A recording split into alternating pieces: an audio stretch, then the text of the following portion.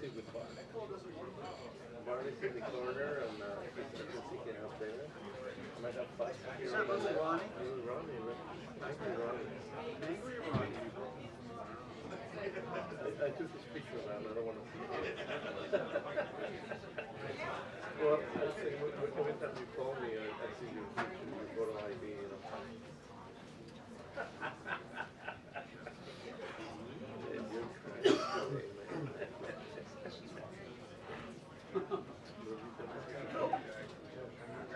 Come on, let's get on with this.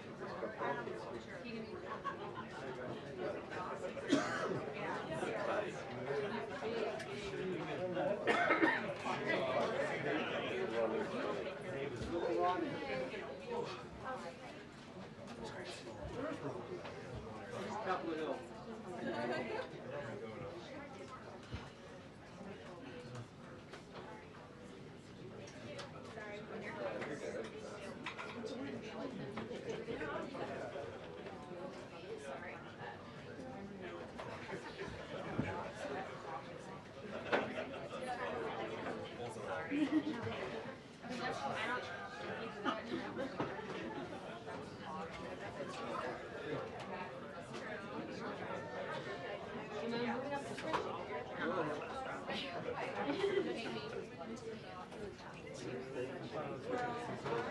No, I totally agree.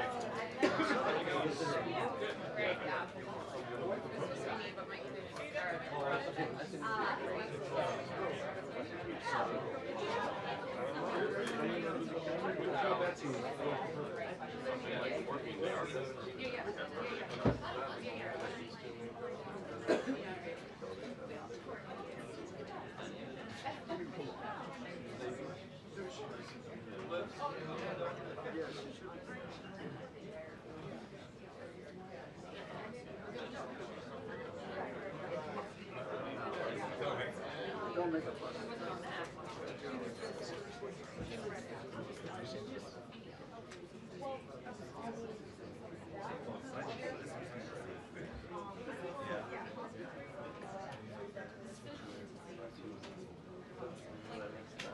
What? Yeah. Versant? I'm sorry.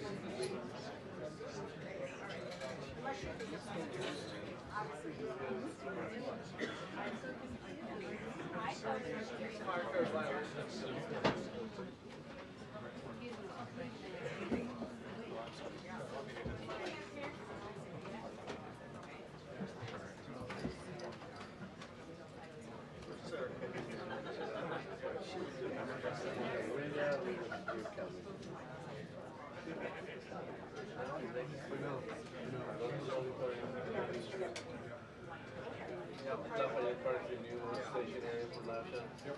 You can see the beautiful flag outside. Yeah. It's fine. Well, no problem.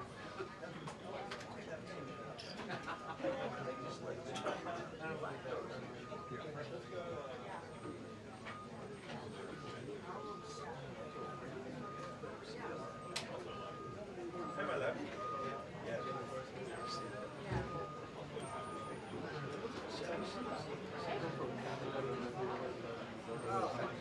Yeah, I believe it.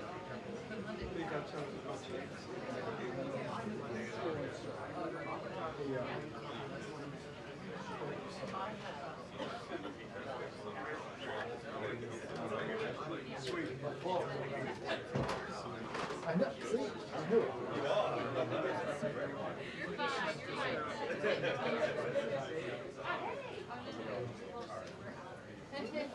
How are you? How are you? Good.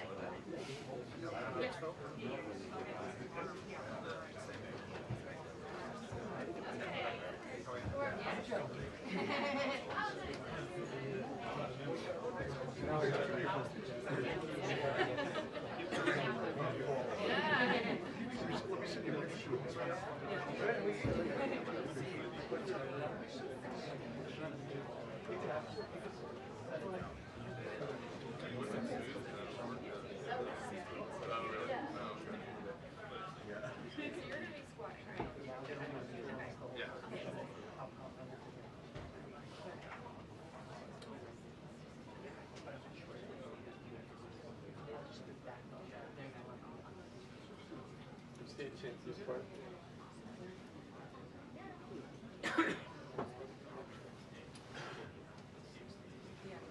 Who changed it? I ordered the part piece and I ordered this thing. A little. It was like 80 bucks and 80 bucks. That looks Because a bunch of delivery. I went with Gail, like I don't want to make this happen. Yeah. This is kind of all the Tiny screwdrivers. you know how they had like these screws that Right. I have to give someone for like the biggest tube is like Your last question. It's on Arabic.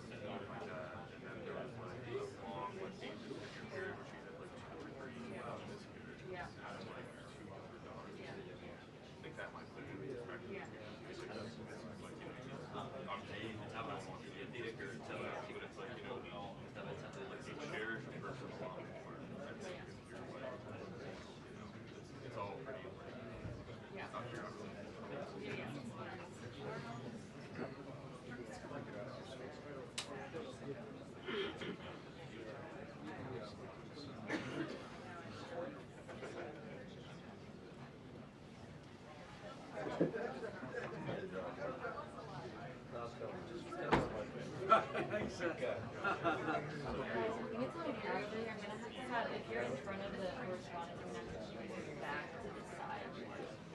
thank you.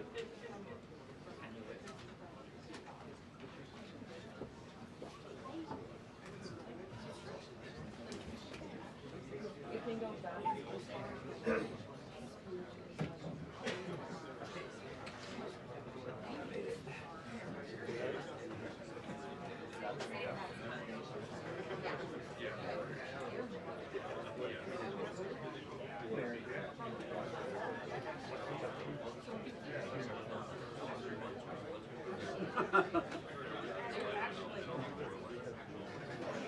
Yeah.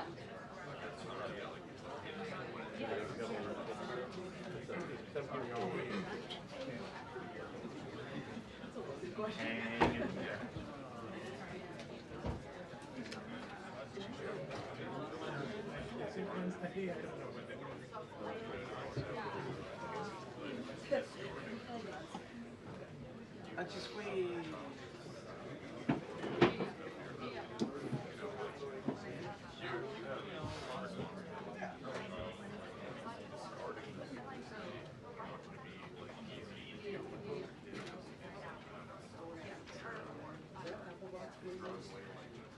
You want it? Well, you can do that. If he's not here.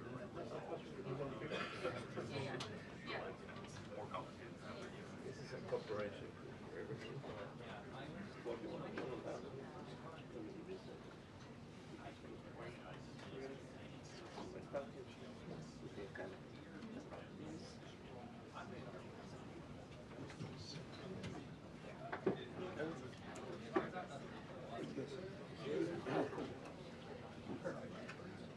Spirit of cooperation. Yes, packed room here, you guys, and there's a lot we need to still learn from the White House about what exactly Iran has put forward that the president feels is a basis from which some negotiation can continue. There has been a lot of reporting about what Iran may have been sticking to that appears to be in conflict with a lot of the president's red lines that he put in place at the start of all of this, including control of the strait, future enrichment. I do need to hear from the White House what has been agreed to, and also get their reaction to this news that just came across the wires that Iran is reportedly closing the Strait of Hormuz in response to Israeli attacks in Lebanon. You had the statement from the Iranians claiming that the ceasefire also applied to that fight. And the president, in a few calls he's had with reporters, indicated that that's a separate skirmish and doesn't apply. He also put out word this morning in an interview on the network that perhaps the U.S. and Iran would go to some sort of joint venture controlling the strait after Iran indicated that ships that pass through need to coordinate with their military. We need to know who were those ships belong to that already went to, who were they flagged with. And does that represent truly something that can give oil companies confidence enough to move their ships through the strait? know the president has a meeting today with the NATO Secretary General. He's got a very tough mission today to try to talk the president off the ledge. He's been very critical of this alliance, given their hesitation to get into the fight and reopen the Strait of Hormuz. He has not held back his criticisms of this alliance, and neither have other administration officials. You've heard Marco Rubio, Secretary of State, indicating that potentially this alliance may have sort of run its course with its utility if the U.S. is not going to get use out of the bases that it maintains in Europe and other parts of the world, that it's a one-way street potentially in his support. So Marco Rubio is here today to sort of shore up that relationship with the president, and so far it is still closed to press, but we always hope that something will open up. But to begin, we'll get some clarity on the president here today because of this very positive. Oh, I will. Sorry, interview chat.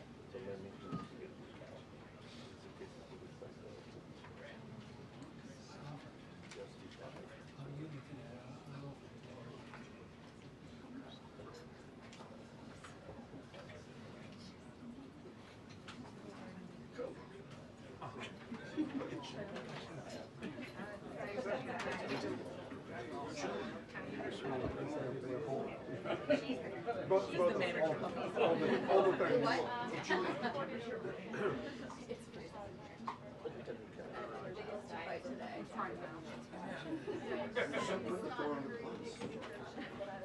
Under the bus so quickly. I'm the muscle of this operation. That's why I'm on my business. Just don't ever be the last person.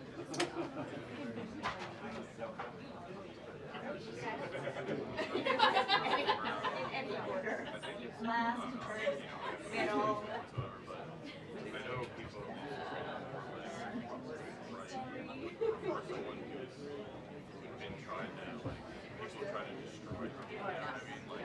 I worry for their safety.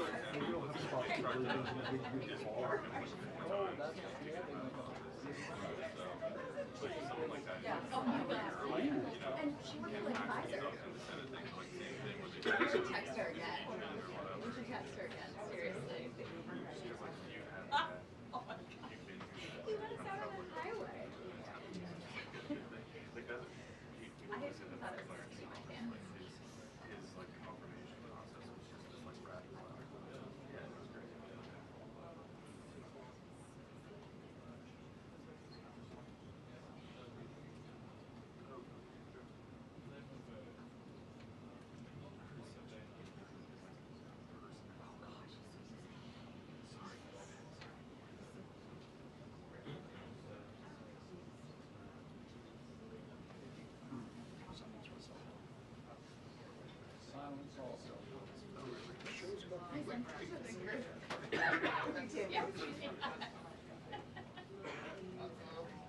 I want that, like, little pointy an accent.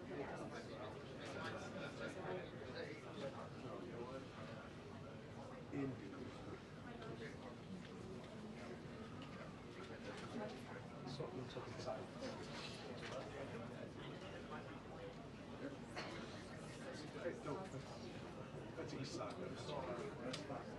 They don't care.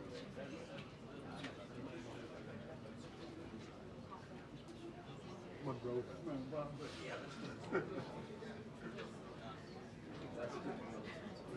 See, there you go. It tracks.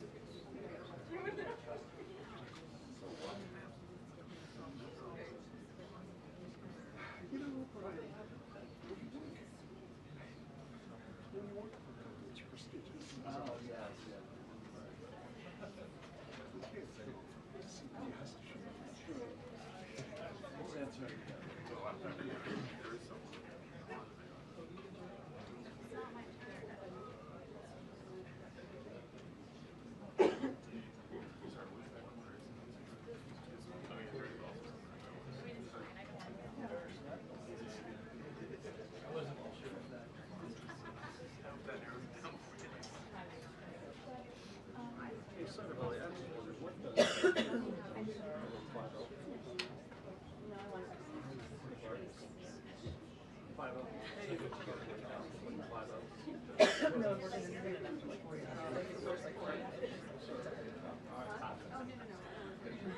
in the ballpark? Yeah.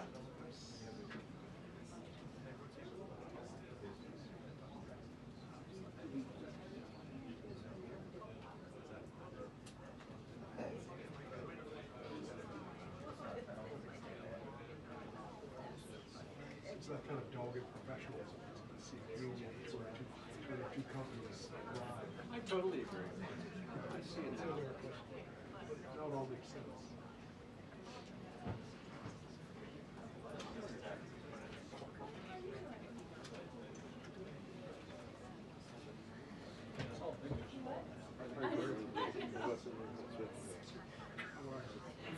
I literally. Oh, when you get done, Diana, when you get What's your favorite thing to do? I love that. Jane. Yeah.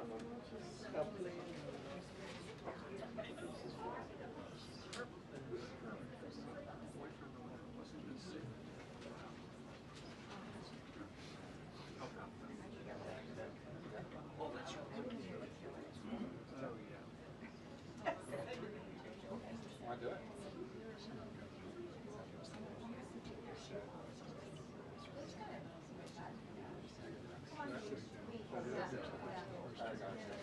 Careful. Careful. It's on the back of your paper. It's on the back of your paper. Oh, okay. Great job. Great job. Thank you. There was. There was.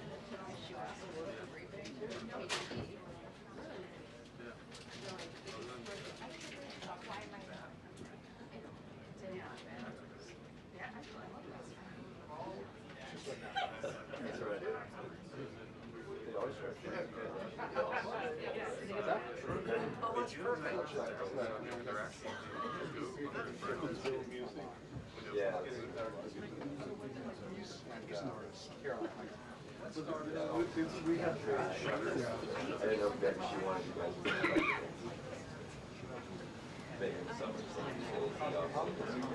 when I go to re-interview for my job, I say, why can't you make this like these? I wish you were like, Yeah.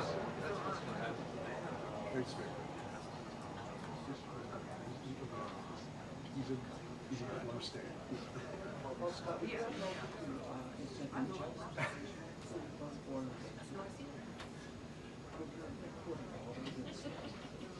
Gets me out of that. Okay, wait, yes. Take it. Done. I'm gonna have to turn this into the podium. Oh boy, the evidence. I have evidence. Oh my goodness, the court is murder in the last 3 months.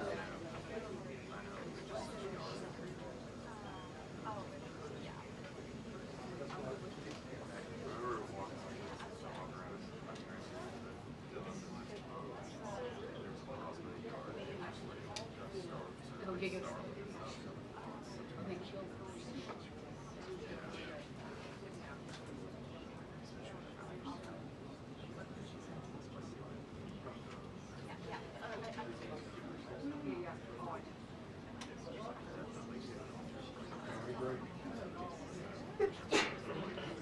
Bless you.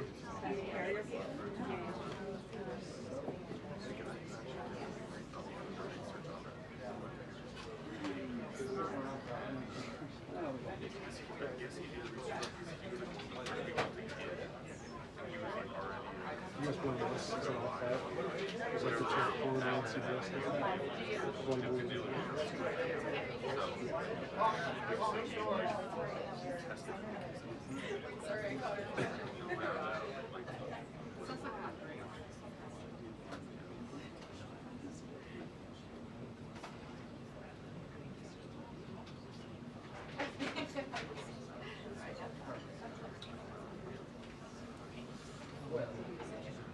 Yeah.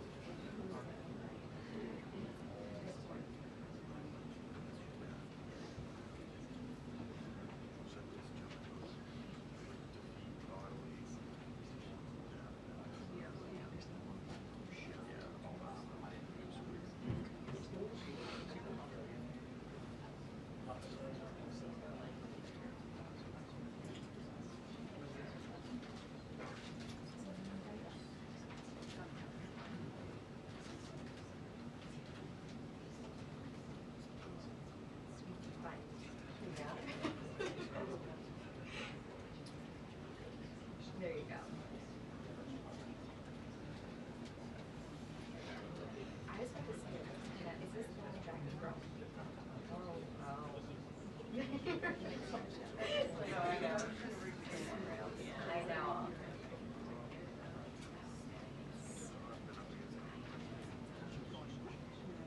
You know, the one time.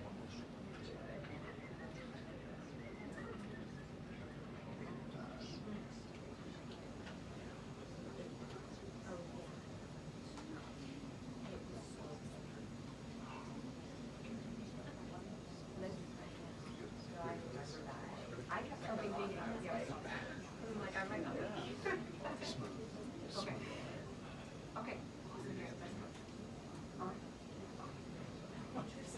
Probably.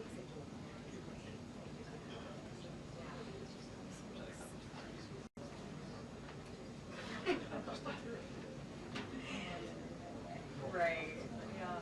That's so funny.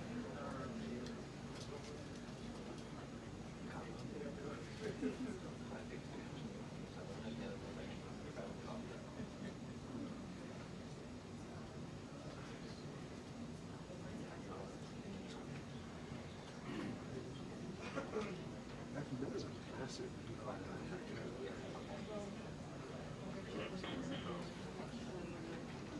Yeah.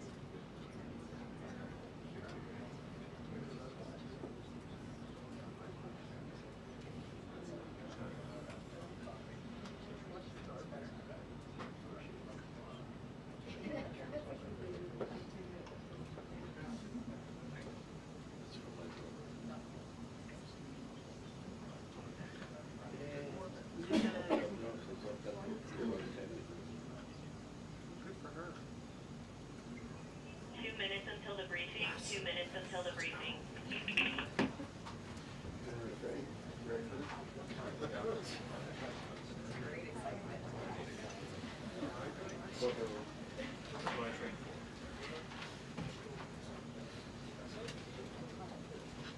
You have film on the camera? 2 minutes. Okay. We're gonna start soon. Are you ready? He's looking on his phone. He's on his phone. He's got his headphones in. You know, get ready for the best shot ever. Let me change the headsets.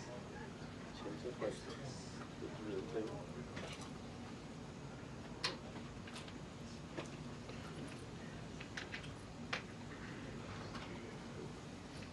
Evan, that's a massive viewfinder.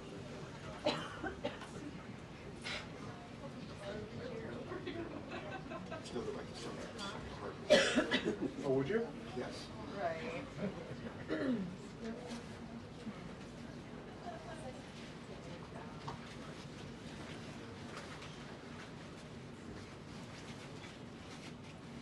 new dawn rises in Gilead.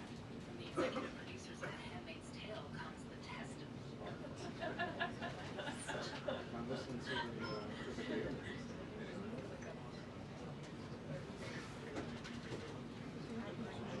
Copies are under pre-calculated. Deploy.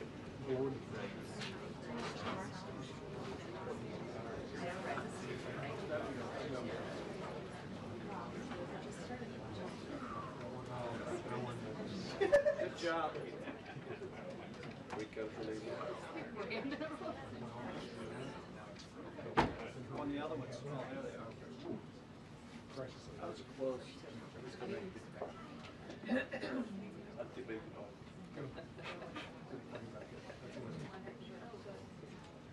That's what you do. You power up, power down. We did it in the 80s. It still works.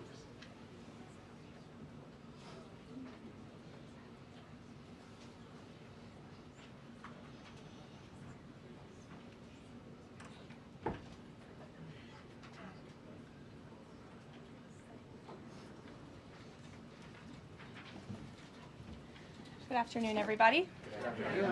Good to see all of you here today. Before I discuss the ceasefire with Iran, I have a quick update from the First Lady of the United States.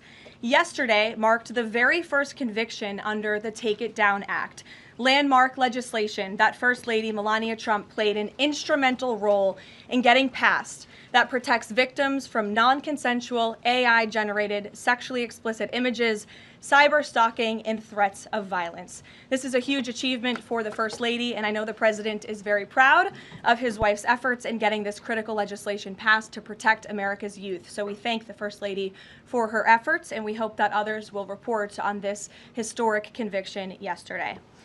With respect to the 2-week ceasefire announced by President Trump last night, this is a victory for the United States of America that the President and our incredible military made happen. From the very beginning of Operation Epic Fury, President Trump stated this would be a 4 to 6 week military operation to dismantle the military threat posed by the radical Islamic Iranian regime. Thanks to the unbelievable capabilities of America's war fighters, the United States has achieved and exceeded those core military objectives in just 38 days. The U.S. military destroyed Iran's defense industrial base, crushing the regime's ability to manufacture weapons that they and their proxies use to maim and kill Americans and terrorize the world. Iran's ability to build and stockpile ballistic missiles and long-range drones has also been set back by years compared to where it was 6 weeks ago prior to the launch of Operation Epic Fury. We destroyed the vast majority of Iran's ballistic missiles, launcher vehicles, and long-range attack drones through more than 450 strikes on ballistic missiles and approximately 800 strikes on Iran's drone launching units and storage facilities. In total, more than 13,000 targets across Iran were struck. Again, this is in the matter of just 38 days. Meanwhile, the Iranian Navy was completely annihilated. the United States destroyed more than 150 naval vessels in total, including 16 entire classes of Iranian warships. Despite once being the largest undersea force in the Middle East, Iran now has 0 submarine vessels. 97% of Iran's once massive inventory of more than 5,000 naval mines has also been targeted and destroyed. Iran's air forces are functionally and operationally irrelevant at this point, after the United States maintained total air dominance over their country for weeks on end. To underscore the significance of this, before Operation Epic Fury, the Iranian Air Force would fly between 30 to 100 flights per day. Today, that number is 0. Iran's ability to fund and support its terrorist proxies has been greatly reduced. At this point, Iran can no longer distribute weapons to its proxies in the region. And most importantly, Iran will not be able to acquire nuclear weapons. Prior to the start of this successful operation, Iran was aggressively expanding its short-range ballistic missile arsenal. Through these weapons and its navy, Iran was attempting to build a military buildup around their country that would pose an imminent and existential threat to the United States military assets in the Middle East, our allies in the region, and ultimately the free world. Iran was pursuing this dangerous and aggressive strategy for one reason: to hold the entire world hostage to its terrorist ambitions. The Iranians aim to use their expanded military capabilities as a shield around their country to continue achieving their ultimate goal internally, building nuclear bombs. But their murderous and evil plans have been blown up, quite literally and figuratively, along with their military, their nuclear program, and most of their senior leadership, including the former Supreme Leader Ayatollah Ali Khamenei. Their command and control structures were also massively disrupted after being struck more than 2,000 times. Many of their remaining leaders are paralyzed in fear and no longer enjoy the freedom to move around their country freely and meet openly. Thanks to the unmatched excellence of our warriors at the direction of the Commander-in-Chief, the world has just witnessed a historically swift and successful military triumph. President Trump started Operation Epic Fury with strategic military objectives, and the United States has clearly achieved them. As we mark this progress, we also remember and honor the 13 American heroes who laid down their lives in this noble effort. I know President Trump and our grateful nation honors their ultimate sacrifice, and we will never forget them. May God bless their families. The valiant efforts of all of our incredible service members created maximum leverage for the President of the United States, allowing he and his leadership team to engage in tough negotiations over the past couple of weeks that have now created an opening for a diplomatic solution in long-term peace in the Middle East. The President's maximum pressure and the leverage created by the success of Operation Epic Fury led to the Iranian regime asking for and ultimately agreeing to a ceasefire proposal with the United States. Iran could no longer tolerate being bombed or taking the gamble of what was to come following President Trump's 8 p.m. deadline last night. Iran has agreed to open the Strait of Hormuz, and as the President said, we have received a proposal from the Iranians that has been determined to be a workable basis on which to negotiate. I've seen a lot of inaccurate coverage today from the media about these negotiations and these plans already. So let me be clear and correct the record. The Iranians originally put forward a 10-point plan that was fundamentally unserious, unacceptable, and completely discarded. It was literally thrown in the garbage by President Trump and his negotiating team. Many outlets in this room have falsely reported on that plan as being acceptable to the United States, and that is false. With the President's deadline fast approaching and the United States military completely decimating Iran with each passing hour, the regime acknowledged reality to the negotiating team. They put forward a more reasonable and entirely different and condensed plan to the President and his team. President Trump and the team determined the new modified plan was a workable basis on which to negotiate and to align it with our own 15-point proposal. The President's red lines, namely the end of Iranian enrichment in Iran, have not changed. And the idea that President Trump would ever accept an Iranian wish list as a deal is completely absurd. The President will only make a deal that serves in the best interests of the United States of America, and he as a negotiating team will focus on this effort over the next 2 weeks. So long as the Strait of Hormuz remains open, with no limitations or delays. These extraordinarily sensitive and complex negotiations will take place behind closed doors over the course of the next 2 weeks. I would strongly advise the media against running with narratives that have no basis in fact. What Iran says publicly or feeds to all of you in the press is much different than what they communicate to the United States, the president, and his team privately. Never underestimate President Trump's ability to successfully advance America's interests and broker peace. President Trump has a proven track record of achieving good deals on behalf of the United States and the American people, and he will only accept one that puts America first.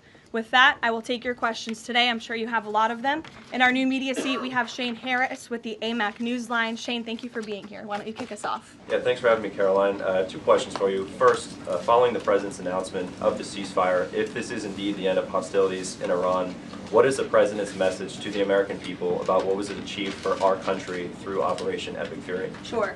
I think I just laid out a significant portion of that in my opening remarks. 6 weeks ago, the president looked the American people in the eye directly, and he told them that he launched this operation to take out the imminent threat that was posed by Iran. And that threat has now been greatly destroyed. Their Navy, their missiles, their defense industrial base, and their desire and their plan to build a nuclear bomb inside their country is no longer going to be allowed, can no longer happen, thanks to the remarkable success of Operation Epic Fury over the course of the last 38 days. That has been absolutely achieved, and now we're moving into the next phase of this, which is a negotiating period to put some fine points on this and to hopefully broker an agreement that can achieve long-term peace in the Middle East. Yeah, and then second, what is the president's message to American seniors who have a much higher voter participation rate and they're likely to be a key swing vote in the midterm elections? Well, the president loves our seniors across the country, and as you know, the president signed the One Big Beautiful Bill, the Working Families Tax Cut last year, which greatly reduced taxes on Social Security for our seniors. In fact, thanks to the Working Families Tax Cut, nearly 90% of seniors will no longer pay tax on their Social Security. That's a huge win for our seniors and also for our middle class and working families across the country with the no tax on tips provision and the no tax on overtime. Next week is tax week. You'll hear a lot from the president about how his policies have benefited the American people, and I'm proud to report that the president will be traveling next week to the great states of Nevada and Arizona to tout this historic accomplishment over the course of the next week. Thank you for being here, Shane. Gabe.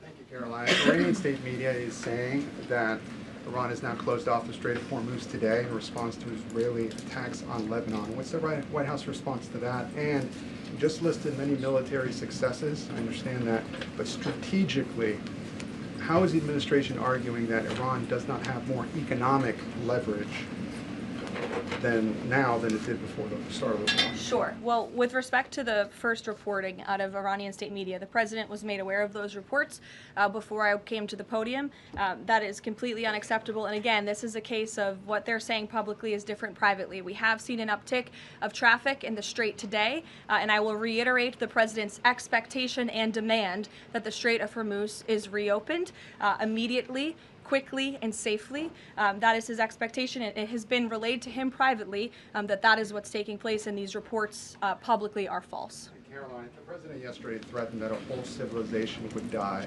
if a ceasefire deal wasn't reached, understanding that Iranian leaders have previously said death to America. But why is it appropriate for the president of the United States to use that kind of language when talking about civilian targets? And was the president mocking Islam by signing off his True Social post over the weekend, praise be to Allah? Wouldn't that antagonize Muslim allies across the world? Well, I understand the questions about the president's rhetoric, but what the president cares most about is results. And in fact, his very tough rhetoric and his tough negotiating style is what has led to the result that you are all witnessing today. Iran publicly acknowledging last night that they have agreed or that they wanted this ceasefire with the United States because they no longer could tolerate being bombed by our very powerful and lethal military, and that they have committed to the reopening of the Strait of Hormuz, which the president will hold them accountable for, and it's something the administration is closely monitoring in real time. Danny. Should the world not take his word seriously? The world should take his word very seriously in understanding that the president is always most interested in results. And it was the Iranians who backed down, not President Trump. He said that they would face very grave consequences, as you just laid out, by the 8 p.m. deadline if they did not agree to reopening the Strait of Hormuz. And what did they do last night? they agreed to reopen the Strait of Hormuz. Danny. Thanks, Caroline. Would President Trump like to see Lebanon included in this peace deal? Because as you know, there have been increased Israeli strikes on Lebanon today with dozens of casualties there. Sure. Lebanon is not part of the ceasefire. That has been relayed to all parties involved in the ceasefire. As you know, Prime Minister Netanyahu put out a statement last night in support of the ceasefire, in support of the United States' efforts, and he's also assured the president they'll continue to be a helpful partner throughout the course of the next 2 weeks. Is there any thought, though, that the president might like to see Lebanon included at a future date, given that it seems to be causing or potentially undermining the Iran ceasefire? Again, this will continue to be discussed, I am sure, between the President and Prime Minister Netanyahu, the United States and Israel, and all of the parties involved. But at this point in time, they're not included in the ceasefire deal. Jeff. Thank you. Caroline, will the U.S. take part in talks with Iran in Islamabad on Friday? I can announce that the President is dispatching his negotiating team, led by the Vice President of the United States, J.D. Vance, Special Envoy Witkoff, and Mr. Kushner to Islamabad for talks this weekend. The first round of those talks will take place on Saturday morning local time, and we look forward to those in-person meetings. What role does the President see for the U.S. in monitoring or helping with the Strait of Hormuz going forward? I think the President commented on that this morning. We're going to continue to monitor it very, very closely. We will be helpful in any way that we can, but we fully expect Iran to do this, and the President has made that quite clear as well. It's, again, as his statement said last night, this ceasefire is subject to the safe reopening of the Strait of Hormuz. Again, this was just determined last night. We understand things take time, but that's the President's expectation, and he will hold everyone to it. Sure, in the green blazer. Thank you, Caroline. Sure, and then in front of you. But Andrew, you can go ahead. All right. You're not wearing a green blazer. You can... I am actually wearing a green blazer. It's a little brown to me, but go ahead. Fair enough. Regarding the president's rhetoric, when the U.S. invaded Iraq in 2003, George W. Bush said in a message to the Iraqi people that the military campaign was directed, quote, against the lawless men who rule your country and not against you. Yesterday, the president threatened to destroy Iran's civilization, the entire civilization. Not the Iranian government, but the Iranian civilization, the Iranian people.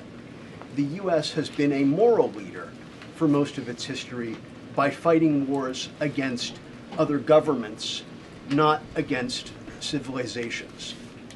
How can the president claim that America can ever have the moral high ground if he's threatening to destroy civilizations and not casting wars as fights against other governments? Andrew, I think you should take a look at the actions of this president over the course of the past 6 weeks and the actions of our brave men and women in our United States military who have taken out essentially taken out the military of a rogue Islamic regime that has chanted death to America for 47 years, that has killed and maimed thousands of American soldiers over the course of the last 5 decades. The president absolutely has the moral high ground over the Iranian terrorist regime, and for you to even suggest otherwise is frankly insulting. With all due respect, Caroline, Go ahead. with all due respect, Go ahead. there is... Just given what we've seen in Lebanon today and the increased attacks from Israel, I mean, is there any concern that Netanyahu is trying to kill the ceasefire? The president spoke with Prime Minister Netanyahu last night, and in that private conversation, Prime Minister Netanyahu relayed exactly what he said to the world publicly, that he supports the president, and Israel remains a key ally and partner to the United States. They've been a tremendous partner over the course of the past 6 weeks, and we thank them for their heroic efforts as well. And the president had that conversation last night, and that was relayed to the world publicly as well. Reagan, go ahead. Caroline, I have a question for you on Iran, and then I have a question on the Dignity Act as Sure. well. On Iran, it's been reported that the ceasefire was struck after the involvement of 2 unlikely factors, J.D. Vance and China.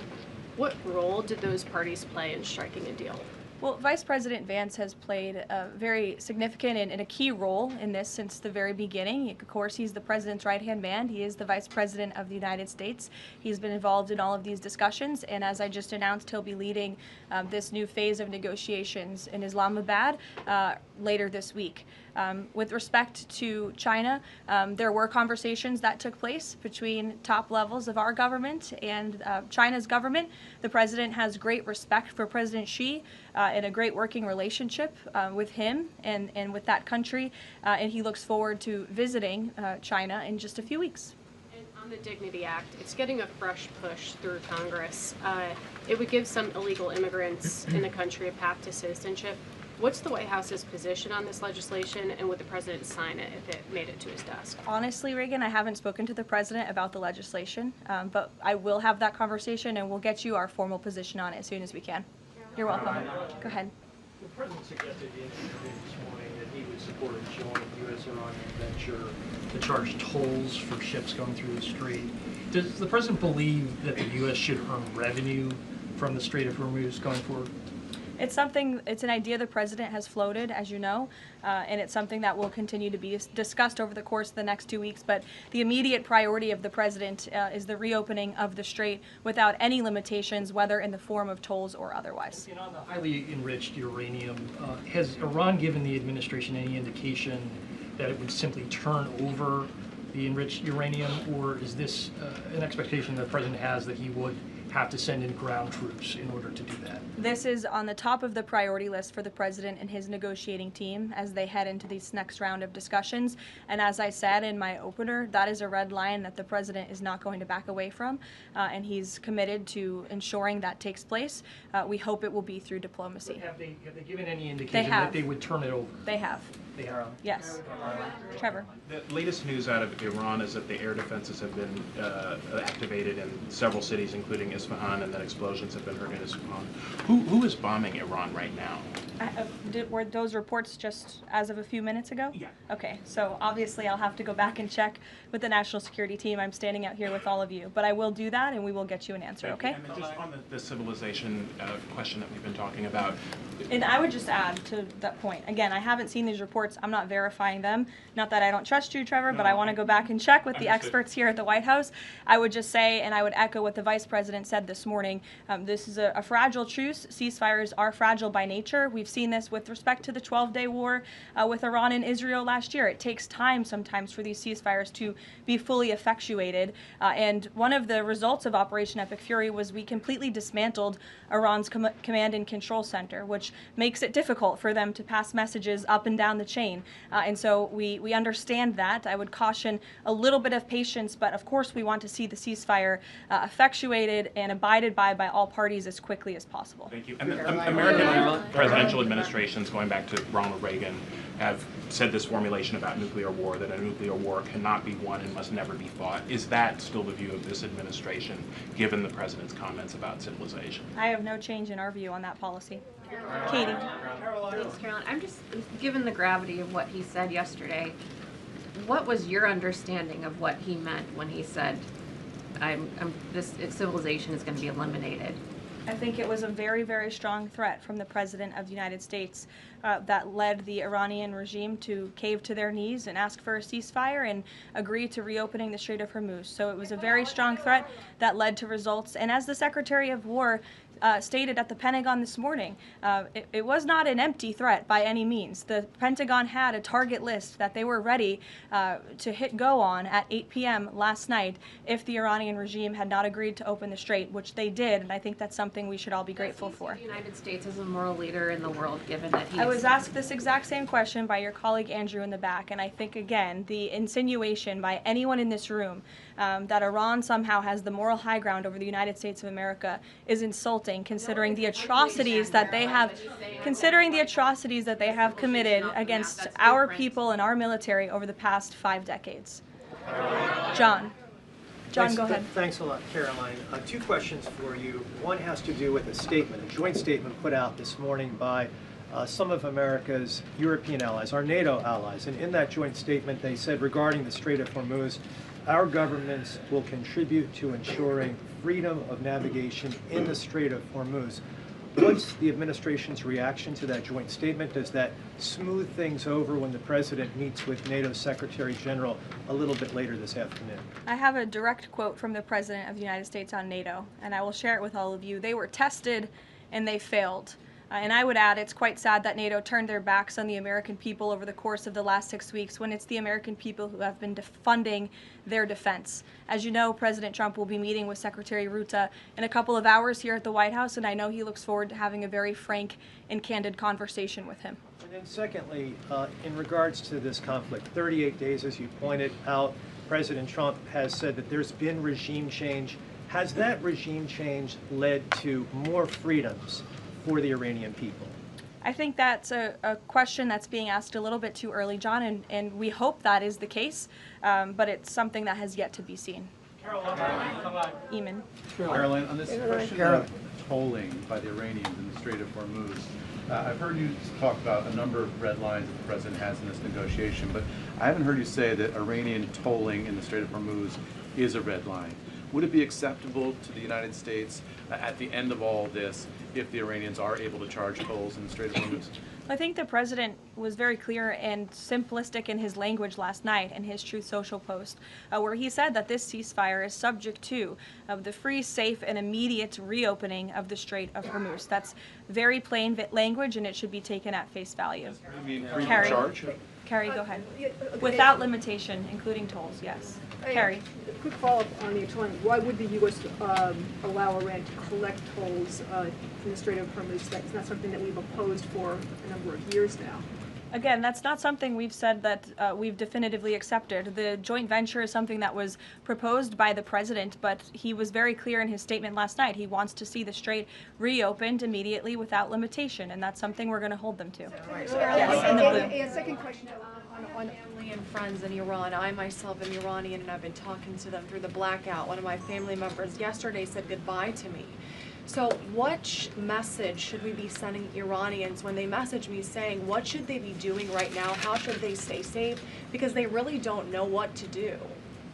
I think the president's main priority, and my main priority as his spokeswoman, is to make sure that clear messages are sent to the American people, of course, which is my job today. With respect to the Iranian people, the president, has taken out the imminent threat that was posed by their military to the United States, to our allies in the region, to our forces in the region, and of course, as the president has long said, he hopes that Iran will be a country of peace, of prosperity, and we're moving into this next round of negotiations to hopefully come to an agreement with this new regime that will create long-term stability in the Middle East. He has said that they should stay inside of their homes and also take back their country. So there's a contradiction there. So how do you address that? Again, we're moving into this next round of negotiations with the remnants of the regime and those that we are speaking with now to hopefully reach a place of peace long-term for the region, and that includes the Iranian people as well. In the blue, go ahead. Thank you, Caroline. The White House posted the statement from the Iranian government that passage in the strait will be coordinated with Iran's armed forces. As of today, who controls the Strait of Hormuz? Again, these statements were put out 12 hours ago. We expect that the strait will be opened immediately. As I've said earlier, we have seen an uptick in traffic in the strait, and it's something that we are monitoring minute by minute, hour by hour as the days go on. Who controls the strait right now? Two questions. One on the deportations of Iranian officials, and then on the negotiations. Are there still security concerns about Vice President Vance being part of these peace talks, Steve Witkoff, Jared Kushner? And then two, given the ongoing deportation of General Soleimani's niece, does the Trump administration plan to deport more relatives or people in the families of Iranian officials that are in the U.S.?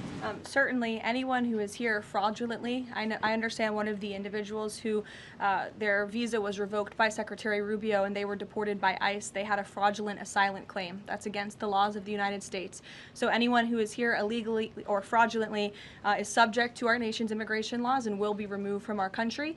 And I know this continues to be a top priority for the State Department, working in conjunction with the Department of Homeland Security. With respect to the safety of the Vice President, we fully trust the United States Secret Service to do their job, to keep the Vice President and the President's negotiating team safe. They do a tremendous job, and we fully trust them to do that. Caroline. In the back, go ahead. The President has said Cuba is next. What's the message to the American people regarding Cuba, and what can Cubans expect in relation to this statement?